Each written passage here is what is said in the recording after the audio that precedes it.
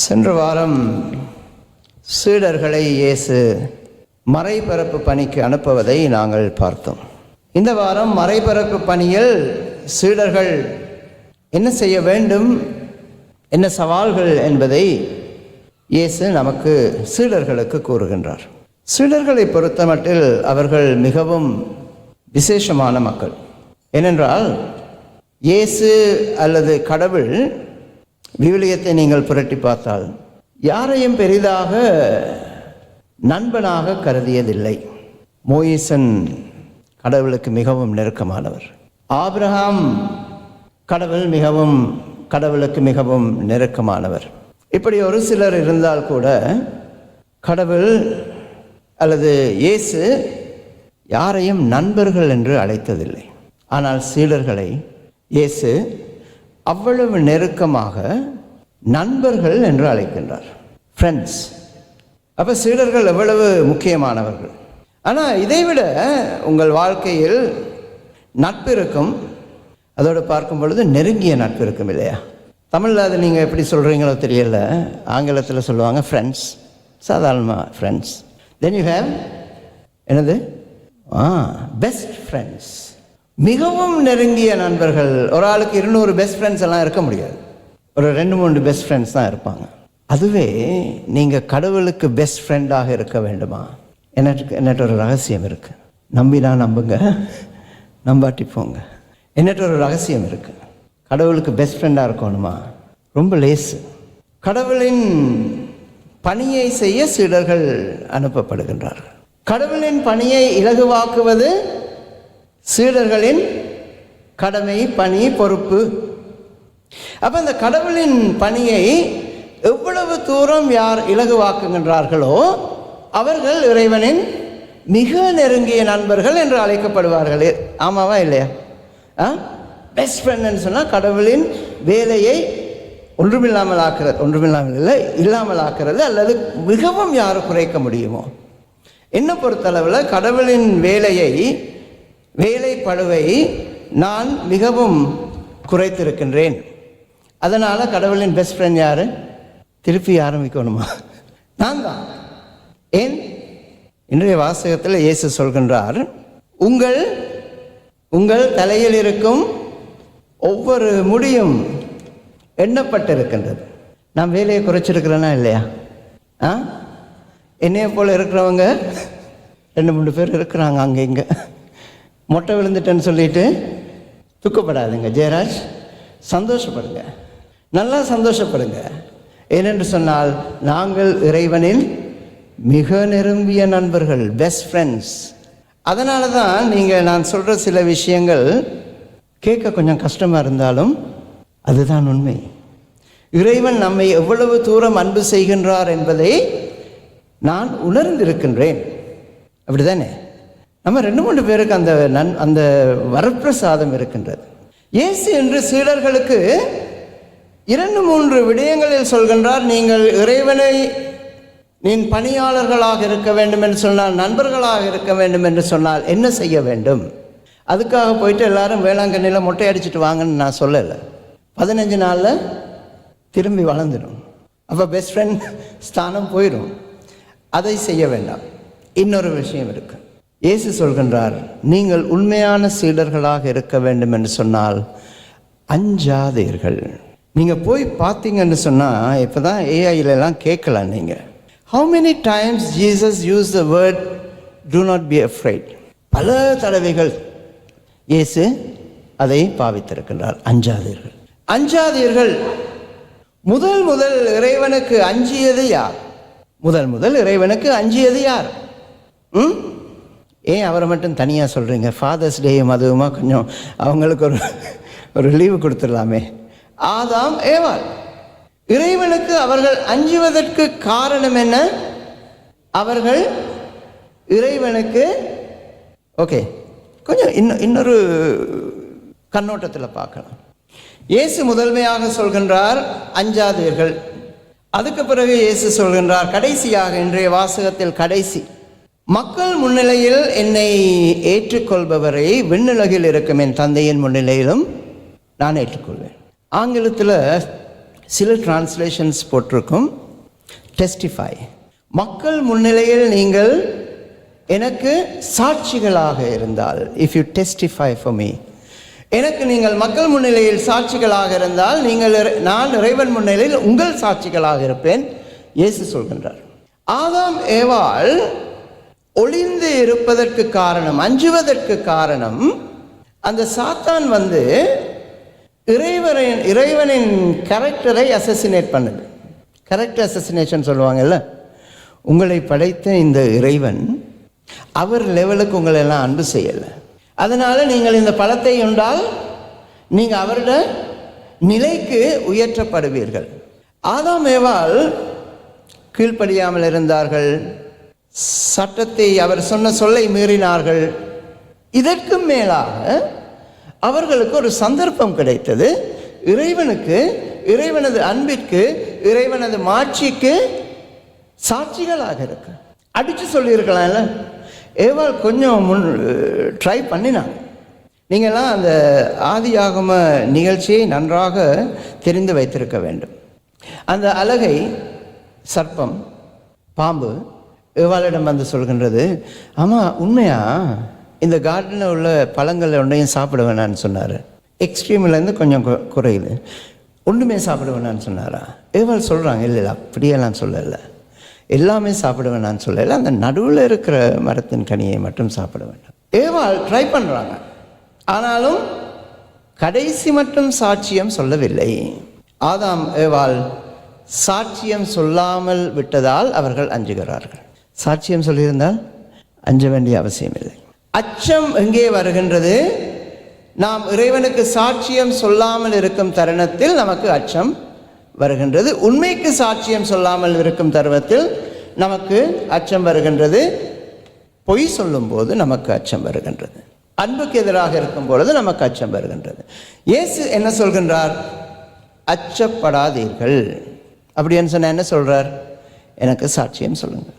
இன்றைய முதல் வாசகம், எரேமியா மிகவும் அச்சத்தில் இருக்கின்றார், மிகவும் அச்சத்தில் இருக்கின்றார்.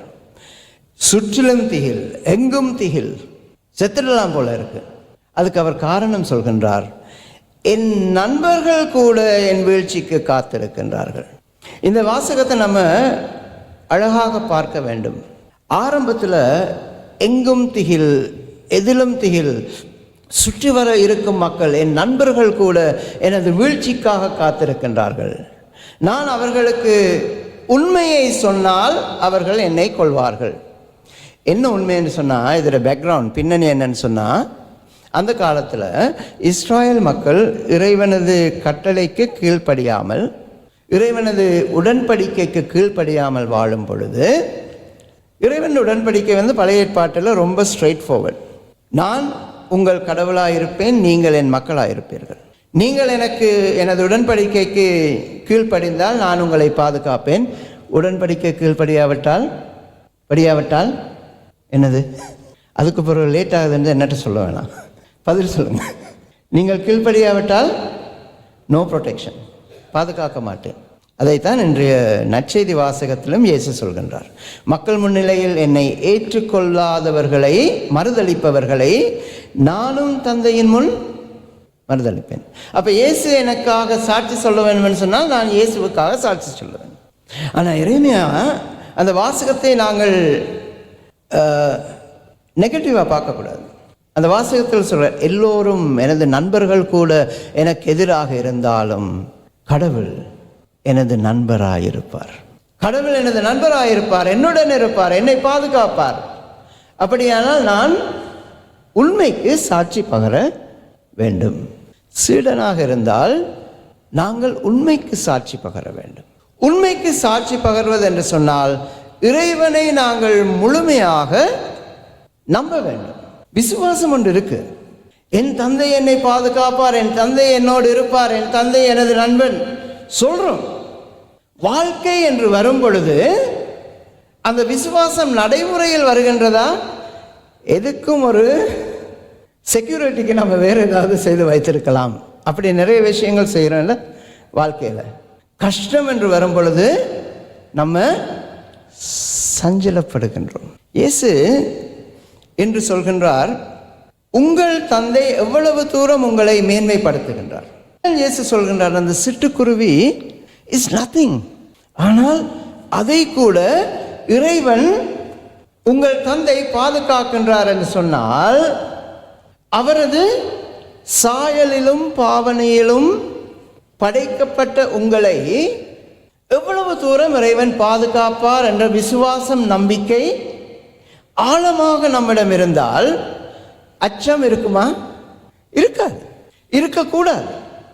ஆனால் எல்லா விஷயத்துக்கும் நம்ம அஞ்சுறோம் இல்லையா? இறைவன் மேல் விசுவாசம் இருந்தால் இயேசு சொல்கின்றார், அந்த ஒரு காசுக்கு கூட மதிப்பில்லாத சிட்டுக்குருவிகளை பாதுகாக்கும் இறைவன் உங்களை பாதுகாக்க மாட்டாரா? உங்களை அது முடியில்லாதவங்க எல்லாம் இறைவனின் பெஸ்ட் ஃப்ரெண்ட் என்னலாம் இல்லை. அது சும்மா ஆரம்பத்திற்கு தூங்கிட்டு இருப்பீங்க, அதனால் உங்களை வேக்கப் பண்ணுறதுக்காக சொல்கிற கதை, அவ்வளோதான். ஆனால் இயேசு என்ன சொல்கின்றார், அந்த முடிகளை விட நீங்கள் பெருமதி வாய்ந்தவர்கள். உங்கள் ஒவ்வொரு சின்ன சின்ன விடயங்களையும் இறைவன் பார்த்து பார்த்து பார்த்து செய்திருக்கின்றார், செதுக்கி இருக்கின்றார். நீங்கள் இறைவனால் செதுக்கப்பட்டவர்கள். யாரும் பார்க்காத நேரத்தில் வீட்டில் போய் கண்ணாடியில் ஒருக்கா பாருங்க, உங்கள் மூஞ்சி பாருங்க, எவ்வாறு இறைவன் உங்களை செதுக்கி இருக்கின்றார். அவ்வளவு தூரம் அன்பு செய்யும் இறைவனுக்கு நாங்கள் சாட்சி சொல்லாவிட்டால் அஞ்ச வேண்டும். நம்ம விசுவாசம் பயங்கரமாக இருக்கு, இல்லாமல் இல்லை. இறைவன் இயேசு சிலுவையில் மரித்தார். எதுக்காக மரித்தார்? என்னை பாவத்திலிருந்து விடுவித்தார். எதற்காக இயேசு உயிர்த்தார்? எனக்கு மறுவாழ்வு கொடுப்பதற்காக. சொல்கிறோமா இல்லையா? இப்போ 2-3 நாளைக்கு முதல்ல ஒரு பசங்க 2 கேள்வி கேட்குறாங்க நம்மகிட்ட. கேள்வி கேட்கும் பொழுது ஒரு அடுத்த மறுவாழ்வை பற்றி கேட்குறானுங்க. அப்போ நான் கேட்டேன், நீங்கள் என்னட்ட கேள்வி கேட்குறீங்க? ஒரு கேள்வி, நாம் இறந்தவுடன் நமக்கு தீர்ப்பு இருக்கின்றதா? இன்ஸ்டன்ட் இறந்தவுடன் நமக்கு தீர்ப்பு இருக்கின்றதா? தனித்தீர்வை சொல்லுவாங்க இல்லை தமிழில், தனித்தீர்வை இருக்கின்றதா? எல்லாரும் இறந்த பிறகு நமக்கு பொது தீர்வு இருக்கின்றதா? புரியுதா கேள்வி? ஒன்று, நான் இறந்தவுடன் நாளைக்கே நான் பொட்டுன்னு போயிட்டா எனக்கு உடனே நாளைக்கே தீர்ப்பு இருக்குதா? அல்லது எல்லோரும் இங்கே இருக்கிற எல்லாரும் செத்த பிறகு, உங்கள் பிள்ளைகளின் பிள்ளைகள் எல்லாம் இறந்த பிறகு அப்போ பொது தீர்வை இருக்கின்றதா? சொன்ன ஒரு பொண்ணு சொல்லுது, தனித்தீர்வை எல்லாம் ஃபாதர் பாசிபிலிட்டியே இல்லை. என்ன இப்படி அடித்து சொல்கிறான்? தனித்தீர்வை எல்லாம் பாசிபிலிட்டி இல்லை. நம்ம விசுவாசம் என்னது? இயேசு உயிரை கொடுத்தார், எமது பாவங்களிலிருந்து மன்னிப்பு கொடுக்க நாம் மன்னிக்கப்பட்டு விட்டோம். அதனால் இறைவன் என்னை தனது வீட்டிற்குள் உடனே ஏற்றுக்கொள்வார். இல்லையா? இல்லையா? ஆமாவா இல்லையா? ஆமாம், ரைட். ஆனால் அந்த பொண்ணு சொல்லுது, ஏன்டா பாசிபிலிட்டி இல்லைன்னு கேட்டால், இல்லை இந்த நம்ம உத்தரகிறிஸ்தலத்துக்கு போயிட்டு தானே போகணும். உத்தரகிறிஸ்தலம் தெரியுமா? பர்கட்ரி. சில நேரம் இங்கிலீஷில் சொன்னால் தான் உங்களுக்கு தெரியுது, பர்கட்ரி.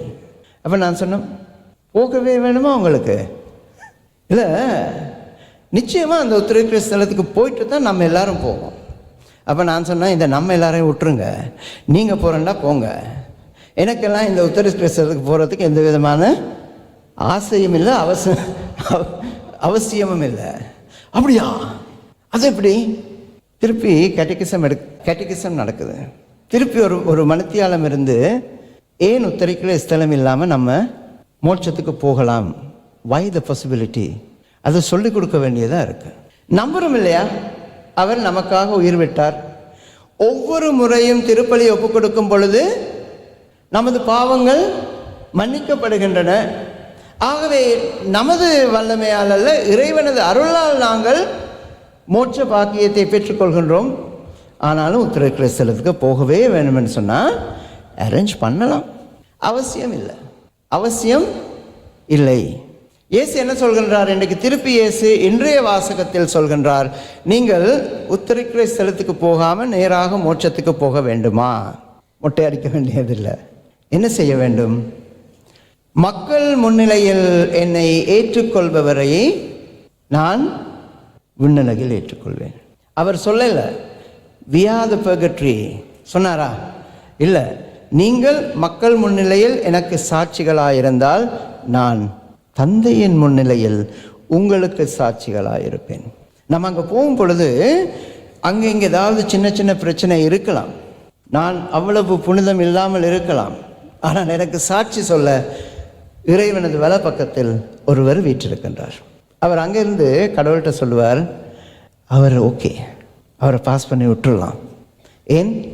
மொட்டையடிச்சிருந்தாரா? இல்லை, அவர் எனக்கு சாட்சி பகன்றார். கிறிஸ்துவில் அன்புமிக்க சகோதர சகோதரர்களே, நானும் நீங்களும் இயேசுவின் மிகவும் நெருக்கமான ஒரு நண்பனாக இருக்க வேண்டும் என்று சொன்னால் அச்சம் தவிர்க்க வேண்டும். அச்சம் தவிர்ப்பது என்பது இறை கட்டளைகளுக்கு நாங்கள் கீழ்ப்படி உள்ளவர்களாக இருக்க வேண்டும். இறைவன் எனது தந்தை என்னை அன்பு செய்கின்றார், என்னை மகிமைப்படுத்துகின்றார் என்பதை நாங்கள் மற்றவர்களுக்கு சாட்சியாக பயமில்லாமல் சொல்ல வேண்டும். நான் இயேசுவுக்கு சாட்சி பகர்ந்தால் இயேசு எனக்கும் சாட்சி பகர்வார். இயேசு எனக்கு சாட்சி பகர்ந்தால் நான் வேற எங்கேயுமே போக முடியாது. இறைவன் எனக்காக உலகின் ஆரம்பத்திலிருந்து, நான் பிறந்ததிலிருந்து இல்லை, உலகின் ஆரம்பத்திலிருந்தே ஒரு வீட்டை ஏற்பாடு செய்து வைத்திருக்கின்றார். அதற்கு நான் வர மட்டும் அவர் காத்திருக்கின்றார். அந்த அன்புக்கு சாட்சி பகர்வோம். இறைவன் என்னை உன்னதப்படுத்தியதற்கு சாட்சி பகர்வோம். எப்பொழுதும் அன்புக்கு நாங்கள் சாட்சி பகர்வோம். இறைவனுக்கு தகுதியுள்ள பிள்ளைகளாக வாழ்ந்து ஒரு நாள் இறைவனது வீட்டில் நாங்களும் போய் சேரும் வரத்தை வேண்டி மன்றாடுவோம். தந்தை, மகன், தூய ஆவியாரின் பெயராலே.